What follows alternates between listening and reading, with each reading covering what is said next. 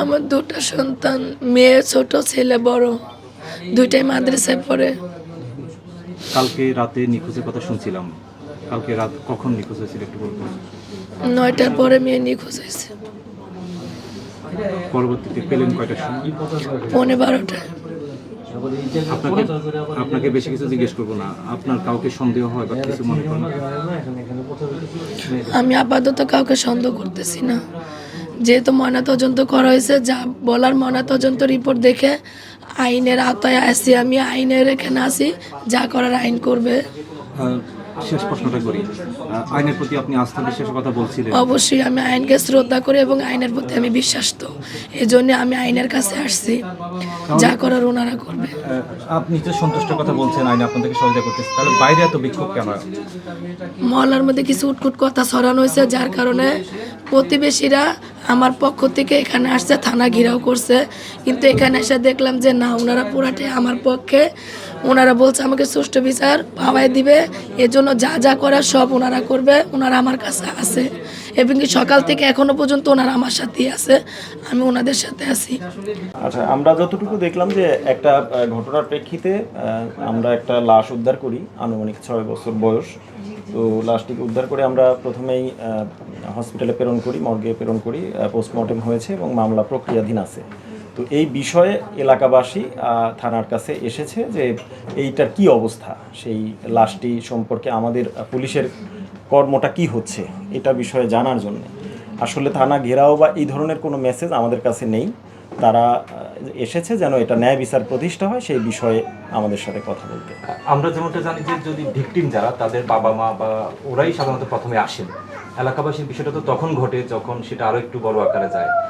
পরিবারের পক্ষ থেকে কেউ কি এসেছিলেন কিনা, যোগাযোগ করছে কিনা? হ্যাঁ, আমাদের সাথে আমাদের যে ভিকটিম তার পিতা আছেন, তার আত্মীয় স্বজনও আছেন। তারাও বিষয়টি, হয়তোবা আপনারাও কথা বলেছেন, তারাও বিষয়টি আপনাদেরকে পরিষ্কার করেছে যে এটা কোনো ঘেরাও বা এরকম কোনো বিষয় নেই।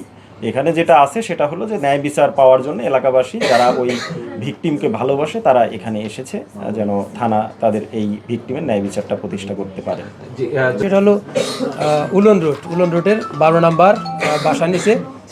গতকালকে রাত্রে মেয়েটা অনুমান রাত 9টার দিকে বাসা থেকে বের হয়, খেলার কথা বলে যে আমি খেলার জন্য যাচ্ছি। তারপরে আর তাকে 9:30 পর্যন্ত তার মা যখন খুঁজে না পায়, তখন তাকে বাসায় ফিরে না আসে, তখন তার মা তাকে খুঁজতে বের হয়। খোঁজাখুঁজির এক পর্যায়ে তাকে অনেকক্ষণ যাবৎ না পাওয়া গেলে তখন এলাকার লোকজন, আশেপাশের লোকজন সহ তাকে আরও বেশি করে খোঁজাখুঁজি করে, কোথাও না পেয়ে এক পর্যায়ে মাইকিং করে এবং রাত 11:30টার দিকে স্থানীয় লোকজন সহ সবাই মিলে তার মেয়েটাকে পাশের বাসায় একটা নির্মাণাধীন ভবন, তার নিচতলায় যে লিফটের জন্য যে স্পেসটা রাখা হয় তার ভিতরে পানি ছিল, সেখানে তার মেয়েটাকে উপর অবস্থায় পাওয়া যায়। তখন তারা উঠে তাকে ঢাকা মেডিকেলে নেওয়ার পথে সে মৃত্যুবরণ করে। এই সংবাদ পেয়ে আমরা ঘটনাস্থলে যাই। আমরা লাশ উদ্ধার করে সুরতল রিপোর্ট প্রস্তুত করে ঢাকা মেডিকেল কলেজ হাসপাতালে পাঠাই। আজকে সারাদিনই এটা নিয়ে আমরা কাজ করেছি। লাশের পোস্টমর্টম করা হয়েছে। ওটা পোস্টমর্টম শেষে তার যে বাবা মা, ভিকটিমের যে মেয়েটা মারা গেছে, তার বাবা মা আসে এবং তারা এখন এজাহার দিবে এবং এই বিষয়ে মামলা হবে। মামলা রুজু প্রক্রিয়াধীন এবং এই বিষয়ে একজন ওই বিল্ডিংয়ের যে দারোয়ান, তাকে আমরা সন্দিগ্ধভাবে গ্রেপ্তার করে বিজ্ঞ আদালতে প্রেরণ করেছি। বলছেন যে গতকাল মামলা নেওয়ার একটা প্রক্রিয়া আছে। অবশ্যই ভিকটিমের পক্ষে কেউ একজন বাদী হয়ে মামলাটা করতে হয়। তার বাবা আপনাদেরকে পরিষ্কার করেছেন যে এই মামলাটি তার আসতে ডিলে হয়েছে, যতটুকু ডিলে হয়েছে আমরা ততটুকুই ওয়েট করেছি, এর বেশি আমরা একটা মিনিটও নষ্ট করিনি। তিনি যখন এসে আমাদেরকে এজাহার দিয়েছেন, আমরা মামলা রুজুর প্রক্রিয়াতে আছি। আর আমাদের পুলিশের পক্ষ থেকে এই ধরনের কথা বলার কোনো সুযোগই নেই, কারণ এটা একটি যেহেতু পোস্টমর্টেম বা এক্সপার্ট অপিনিয়নের বিষয় আছে, সুতরাং এই ধরনের কথা বলার কোনো পুলিশের সুযোগ নেই। এ পর্যন্ত কাউকে আটক করেছেন? আমাদের ওসি সাহেব একটু আগেই বললেন যে একজন সন্দিগ্ধ দারোয়ান আছেন, নৈশ প্রহরী, বা তার পরিচয়টা আরেকটু ভালোভাবে বলা যাবে, তো তাকে আমরা সন্দিগ্ধভাবে একটু আটক করে প্রেরণ করেছি। তাদেরকে বার্তা যে আমাদের মামলা প্রক্রিয়াধীন, মামলার মেরিট অনুযায়ী আমরা আমাদের সর্বোচ্চ ব্যবস্থা নিব।